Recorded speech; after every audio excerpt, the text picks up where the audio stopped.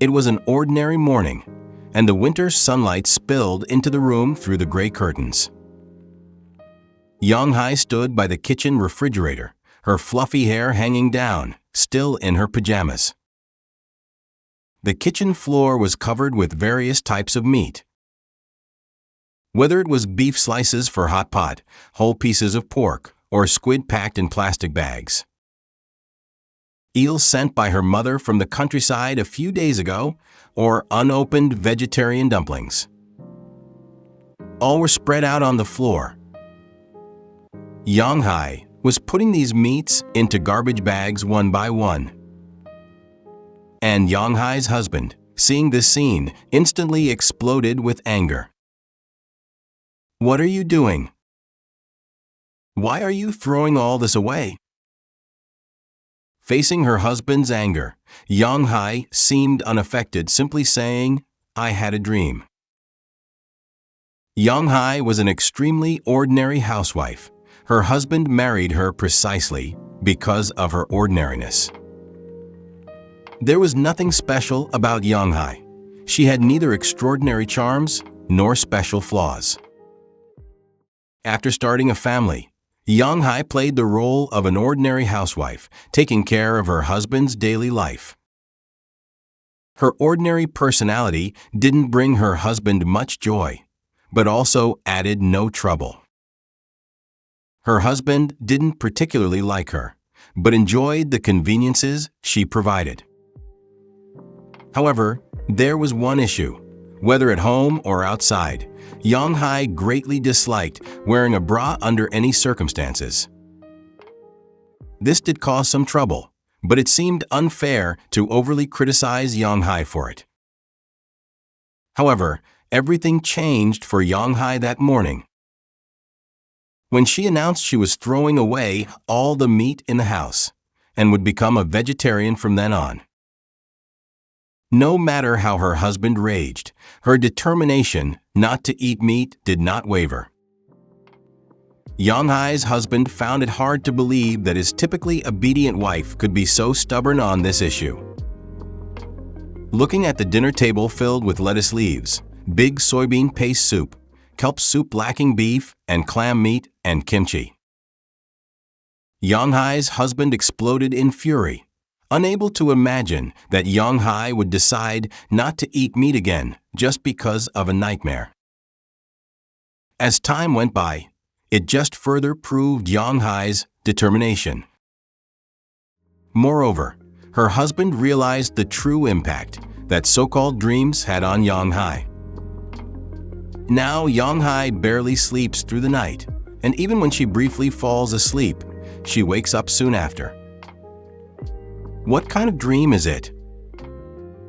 Yang-hai often dreams of bloody meat.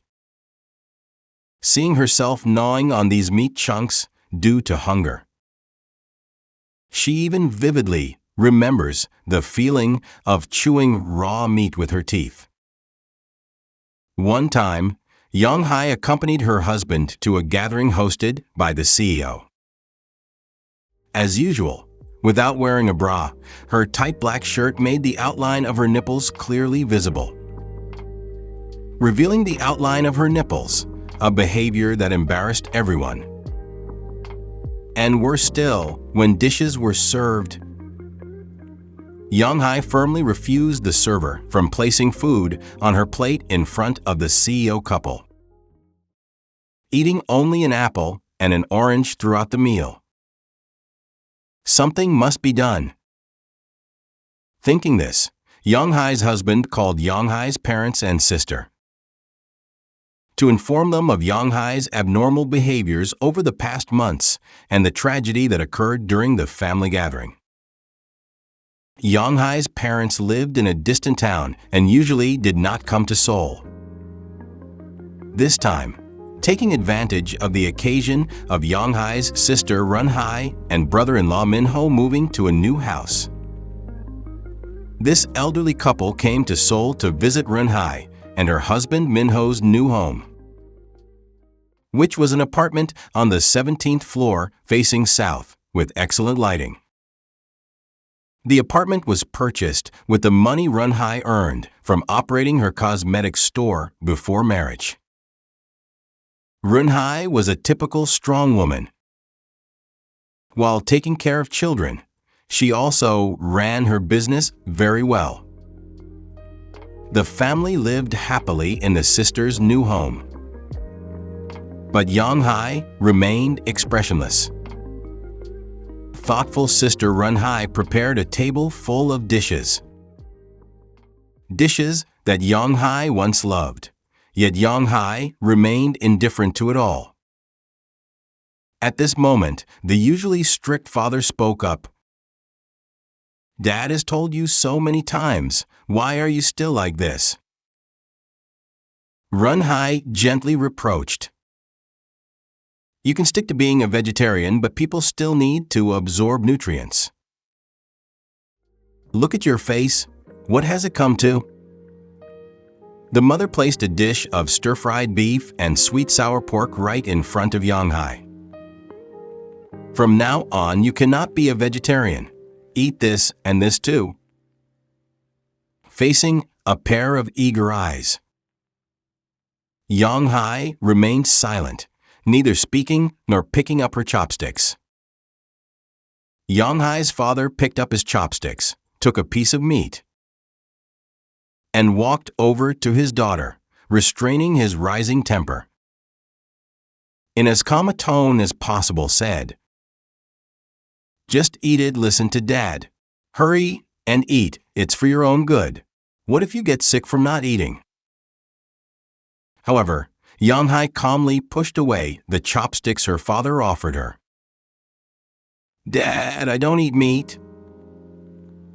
A crisp sound of a slap.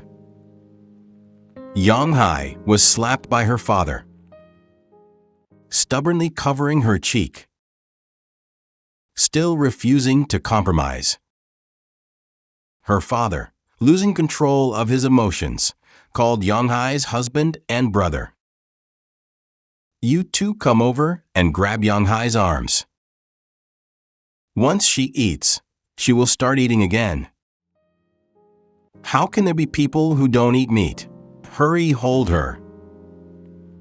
Despite some hesitation, everyone seemed to agree with the father's words. Yang-hai's husband and brother came over, one on each side, holding Yang-hai's arms while her mother and Run-hai looked on. Though they hated to see it, they were powerless to stop the determined father. As her father forcefully tried to pry open Yang-hai's clenched teeth with his strong fingers, Yang-hai stubbornly kept her mouth shut, until in frustration, her father slapped her once more. Taking advantage of the moment, Yang-hai loosened her grip. Her father finally succeeded in forcing the meat into Yang-hai's mouth. The scene spiraled into chaos. Yang-hai let out a blood-curdling scream, spitting out the meat from her mouth.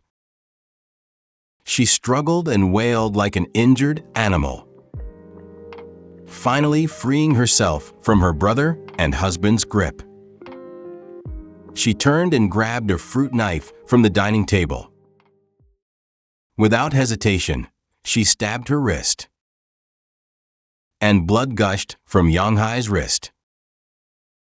Everyone was shocked and frozen by this bloody scene, until her brother-in-law Min-ho rushed forward, snatching the fruit knife from Yang-hai's hand. He stopped the bleeding on Yang-hai's wrist.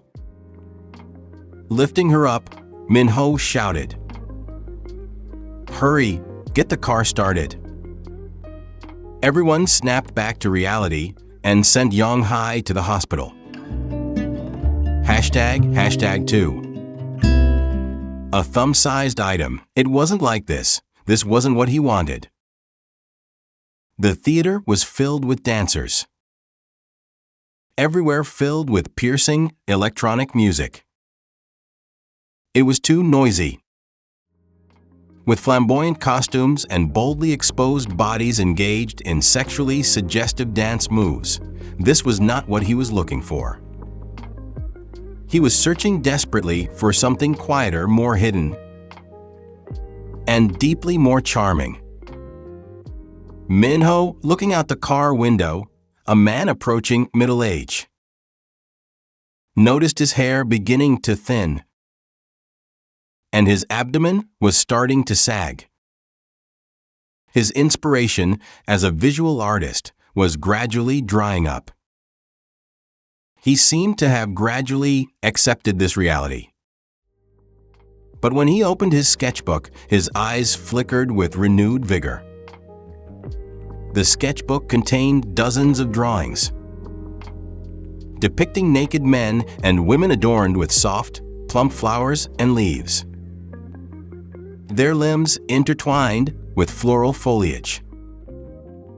The figures had muscular thighs that evoked a sense of tension, taut buttocks, and upper bodies as lean as dancers.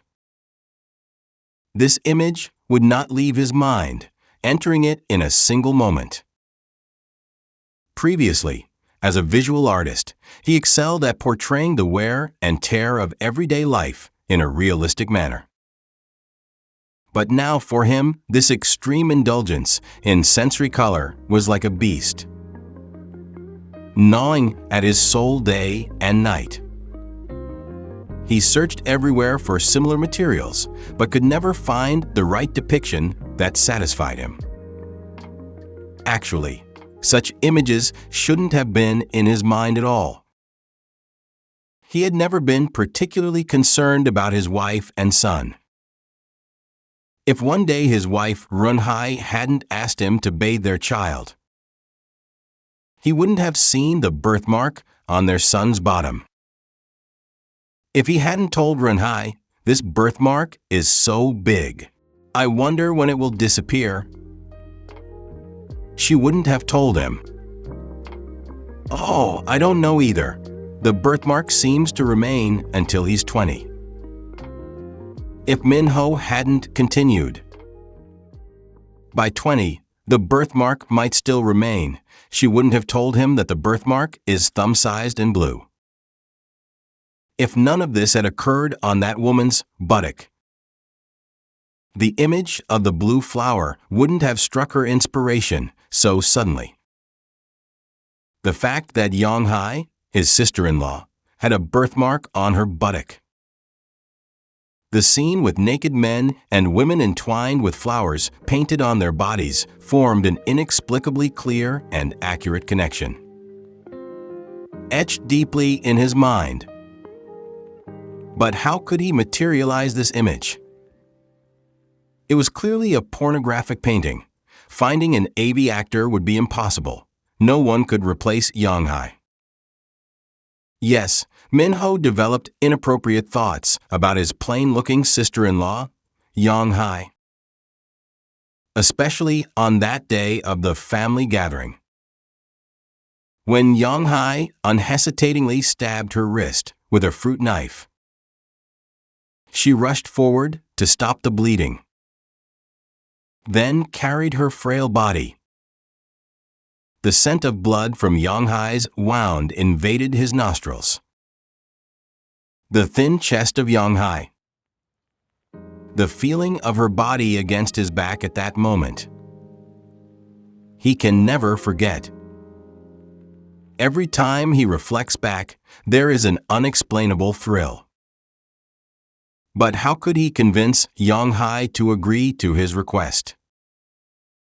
Oh, how could she accept such a morally depraved demand? If others found out, they would certainly scold him for being a pervert. At this point, Min-ho began to doubt himself constantly. Am I still a normal person? If I am normal, how can I have such thoughts? Am I really a moral person? Or am I in truth a disgusting pervert? Min-ho continuously questioned his own character.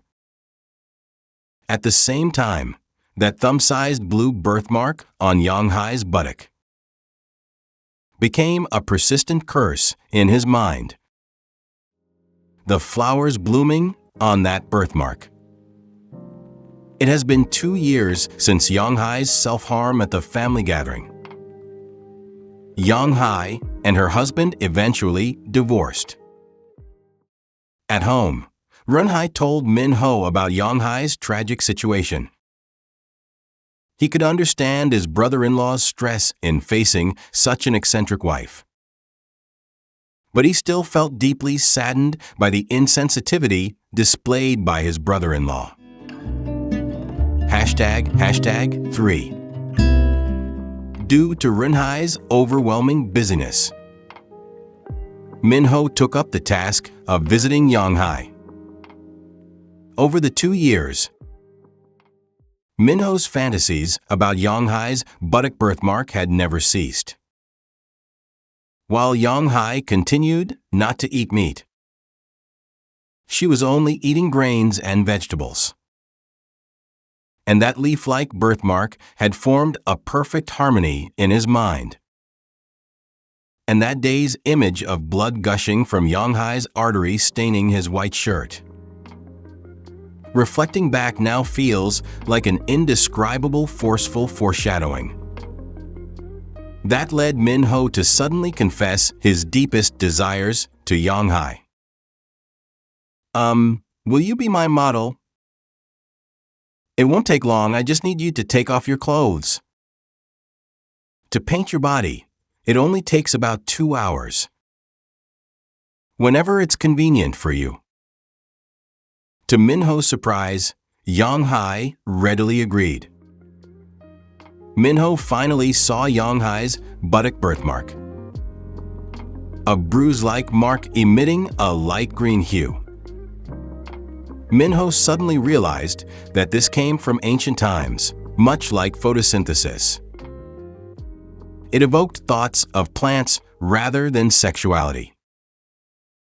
The body painting on Yonghai quickly began. Min-ho secured the camera to the tripod, adjusting the length of the tripod to find the right angle that captured all of Yonghai's body. He finally picked up the palette and brushes, planning to start recording his work with body painting. First, he started on Yonghai's back, surrounding the small birthmark. Min-ho used a large brush to apply a thick layer of dark green, accentuating the faint shadows of flowers and leaves. A typical backdrop began with half-open purple and red flowers blooming on Yonghai's back, with delicate branches extending along her waist, until the purple flowers fully blossomed, releasing their yellow stamens. The long leaves were painted all the way down to Yonghai's ankles. After a short break, Min-ho began painting the front of Yonghai's body. This time, Min-ho used yellow and white to paint a large flower on Yonghai's collarbone and chest. The orange-red forget-me-not blossomed on Yonghai's body. With her sunken abdomen due to long-term vegetarianism adorned with various sizes of golden yellow flowers scattered across her thighs. What was surprising was that Yonghai showed no curiosity towards Min-ho's work. Just as she had easily agreed to Min-ho's request in the beginning. She remained calm, quietly observing all that was happening to her. But Min-ho guessed that there must have been some enormous transformation happening within Yonghai. For beneath Yonghai's calm gaze was not a passive acceptance of everything, nor was it dullness, but rather a hidden, intense, and highly restrained conflict of strength. When leaving the studio, Yonghai asked, "Will this pattern wash off with water?" Min-ho replied, "No, it won't wash off easily. You might have to wash it many times." At that moment, he heard Yonghai say, "How nice would it be if it can't be washed off?" Minho worked in the studio until dawn, and the photography results far exceeded his expectations. Whether in terms of lighting or ambience, everything was captured perfectly in the lens. He did not add voiceovers to the footage. The entire scene consisted of a silence like vacuum, the bare body with blooming flowers upon the birthmark, and the most eternal silence within the depths of human destiny. Everything was so perfect. At this moment, a new thought appeared in Minho's mind. He wanted to further shoot images of a man and woman intertwined with body paint. In the silence of a vacuum, where the naked bodies of the man and woman intertwine wantonly yet softly, to present, within the utmost sensuality, an ancient peace and eternity. However, Minho's attempt failed. The man and woman in the lens, entwined with body paint. The man was his junior, and the woman was his sister-in-law, Yonghai. The figures of the man and woman in Yonghai's lens overlapping.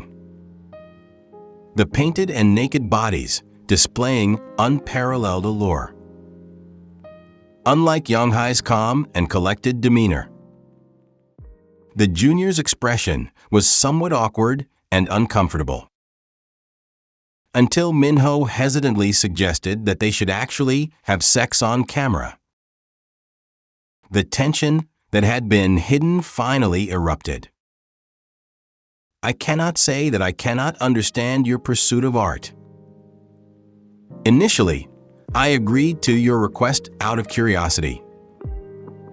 But I really tried my best. I simply cannot accept this kind of display. I'm truly sorry, it's just that my brother, I can't manage it." In contrast, the scene with Yonghai, who maintained an indifferent demeanor, seemed to freeze in that moment. After a while, Minho turned to Yonghai. "If it were me, would you accept it?" A faint smile appeared on Yonghai's face. She replied, "If I paint flowers on my body, would it be possible to betray the moral dreams of an artist?" Eternity. What is eternity?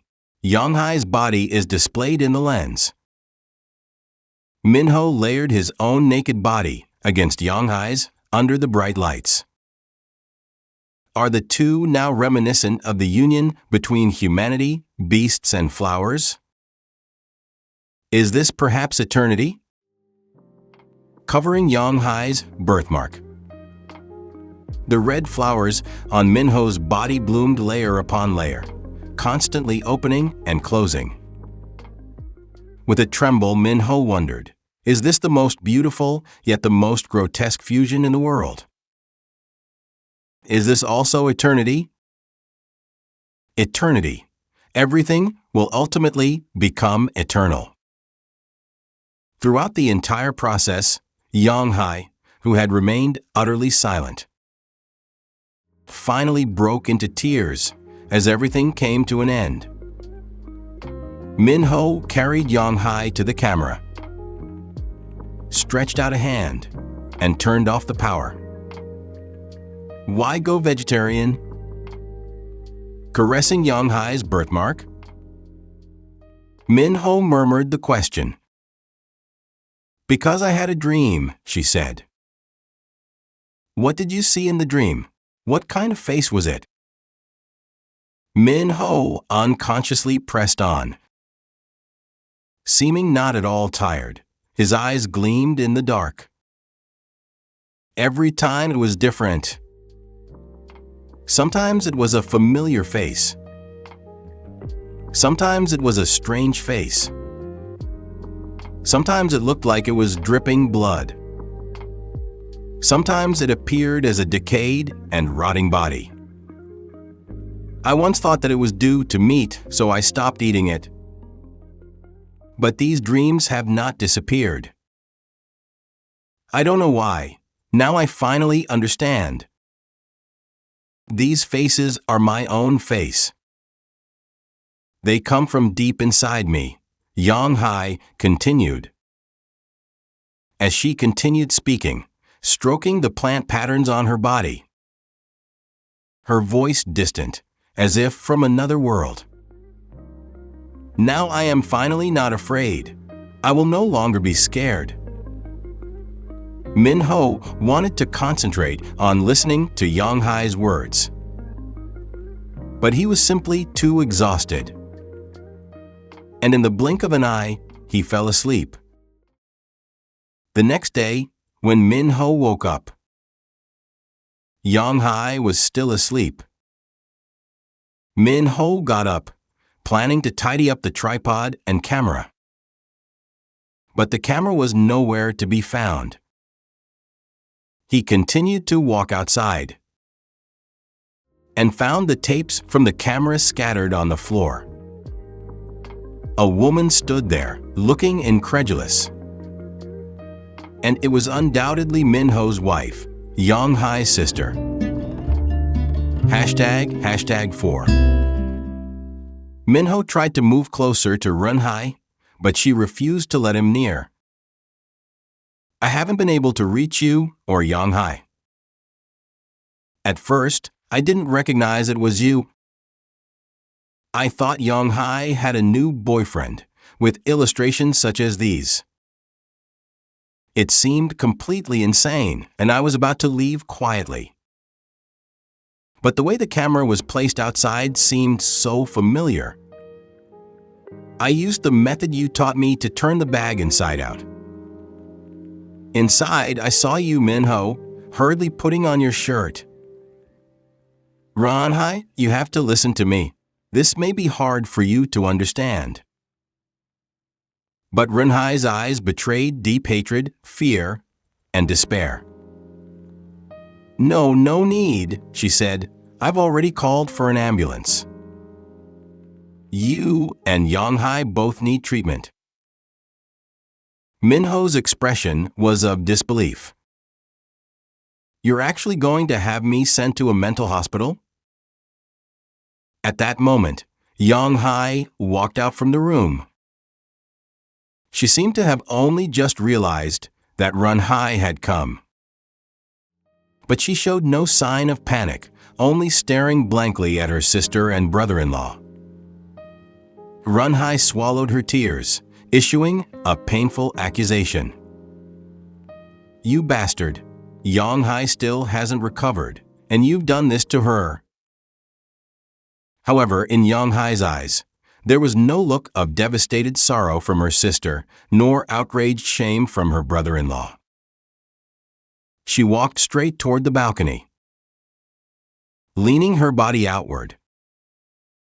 She still bore the vibrant body paint of flowers, exuding a golden glow under the sunlight. Min-ho was transfixed, staring at Yang-hai's flower-like body. This body seemed suspended in time, a freeze frame of life's beginnings and ends, shining with an overwhelming brilliance that was hard to bear. More perfect than any image captured in his lens. Sister transformed into a tree. Since the events from 3 years ago, Yang-hai had been sent to a mental hospital. Min-ho underwent a mental assessment and, once confirmed as stable, he faded into silence. No one knew where he had gone. Yang-hai's parents and brother no longer wanted to see their abnormal daughter, and never asked about her again. Only Run-hai silently continued to care for Yang-hai's life. But after that kind of ugly scandal occurred, Min-ho could not face Yang-hai without feeling guilt.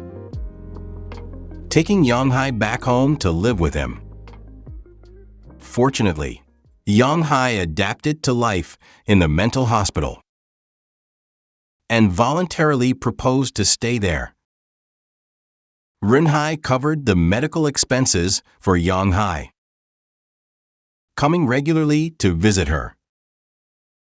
Until one day, the mental hospital called Renhai to inform her that Yonghai had gone missing.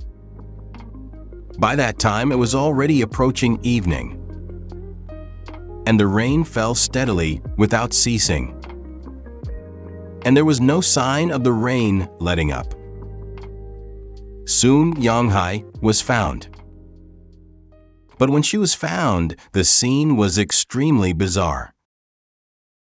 On a remote hillside, Yonghai, wearing grayish-white patient's clothes, stood as still as a tree, even when drenched from the rain. She maintained her standing posture unwavering. Yonghai's disappearance changed everything. Yonghai's behavior grew increasingly bizarre. She began to starve herself completely. And she always liked to maintain an inverted position. The nurses said, "We have no way to help her. She can talk and is conscious, but we can't communicate with her. Even if we force her back to her room, she will just stand on her head again in the room. And we can't keep her tied down either." Brought back to the ward, Yonghai looked at Renhai with an almost naive gaze, saying to her sister, "Do you know? Trees are always supported by their arms standing upside down. Do you know how I figured this out? In my dreams, I stand on my head and suddenly realize my body has grown leaves. And my hands have turned into roots, burrowing deeper and deeper into the ground. So I don't need food, just water me." Seeing the skeletal Yonghai, Renhai ran away from the mental hospital. Having endured too much, at this moment, Renhai completely broke down. For many years, her husband, busy with his so-called artistic career, had been neglecting the family for a long time, still bearing the burdens of family alone, running the cosmetic store business, while also caring for their young son. And the scandal between her husband and her sister also placed enormous mental strain upon her. And she could no longer bear it. Why continue to endure? At that moment, Renhai wanted to abandon it all. Whether it was the broken family or the sister she needed to take care of, and the son who wholeheartedly relied on her. But when she brought the rope prepared for hanging to the dark, narrow path of the back hill, surrounded by deep shadows, her heart began to change, consuming her own pain. The fear of death and the peace that came from nowhere enveloped her. Ultimately, Renhai left the back hill behind. However, Yonghai's condition grew more severe. She continuously refused to eat. Her face had become so gaunt it was almost unrecognizable. "Oh, Yonghai, here's some canned peach. Do you remember? You always liked to eat it like a child. Would you take just one bite? Yonghai, here is some watermelon. Whenever I cut watermelon, you always wanted to come over and sniff it alongside me. Do you really not want to try it? Yonghai, this is the papaya tea I brewed. It's really flavorful. Just take a sip, will you? Please, Yonghai, just take one bite." At this moment, Yang-hai suddenly said softly, "Sister, just let me go." #5. Run-hai held Yang-hai's hands. Her hands so thin they felt like paper. Since Yang-hai refused to eat, she could only rely on IVs to sustain her life. Her hands were full of needle marks, now all over Yang-hai. The veins that could still be used for four were now covered in needle marks, and she could no longer receive IVs. So the doctors finally decided to force a tube into her esophagus, inserting a tube into her dark and hard future.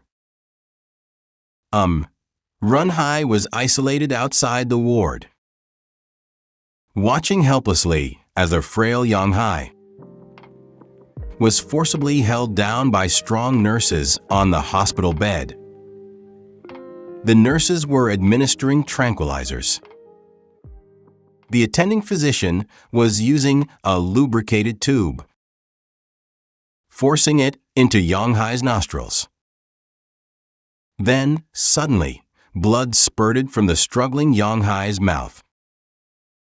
The attending physician pulled out the tube. His white coat was splattered with Yang-hai's blood. "This is serious. The patient is bleeding in her stomach. We must transfer her immediately." In Seoul, they could administer protein through the neck veins. This was the only thing that could be done to extend her life. Run-hai, looking at Yang-hai's pained face, suddenly realized what was going on. How had Yang-hai's life come to this? Run-hai? Recalling long ago, when he and Yang-hai got lost in the mountains, the 9-year-old Yang-hai had said to him, "Sister, let's not go home." At that time, people wouldn't understand. What nonsense is he talking about? It's getting dark. We must hurry to find the way. Let's go home. Later, people would understand. Because the father's violence always targeted Yang-hai. Run-hai, being the eldest daughter of the family, always stood in for her mother, preparing meals and drinks for the father. Their father was more lenient with Run-hai, while her brother, Yong-hu, who received a beating from their father, could also pick on other children as a release. Only Yang-hai had to silently bear her father's violence, silently choking down all her suffering. Couldn't she stop it? If on that day, the two children lost in the mountains had really managed to run away from home as Yang-hai had suggested, would the outcome be different? If when their father slapped Yang-hai, forcing the meat into Yang-hai's mouth, if he could firmly grasp their father's arm, would the outcome be different? If she hadn't married Min-ho, if Min-ho had never met Yang-hai, would the outcome be different? Run-hai futilely thought of the various changes in Yang-hai's life, only to find that the past could not be changed. The shackles bound Yang-hai tightly, suppressing her spirit, turning her into a tree, stubborn and despairing, resisting everything that the world imposed upon her in a passive manner. Is this your final rebellion against the world? No, Yang-hai wasn't like this. The past cannot be changed. But we can change the future. The ambulance is speeding along as Run-hai holds Yang-hai tightly. He leaned close to Yang-hai's ear, saying, "Maybe all of this is a dream within a dream." and you might think everything is real. But when you wake up, you'll realize those things aren't real at all. So, Yonghai, wait until the day we all wake up.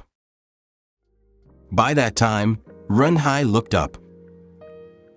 Gazing at a patch of the sky outside the ambulance window.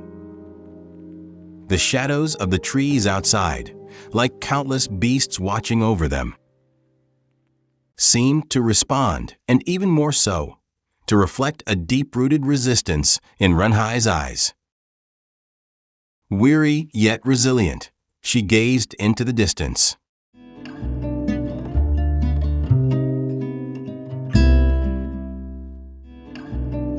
恭喜你又听完了一本书，订阅以便不错过更多精彩节目，也别忘了分享给你的朋友，一起快乐听书学英语。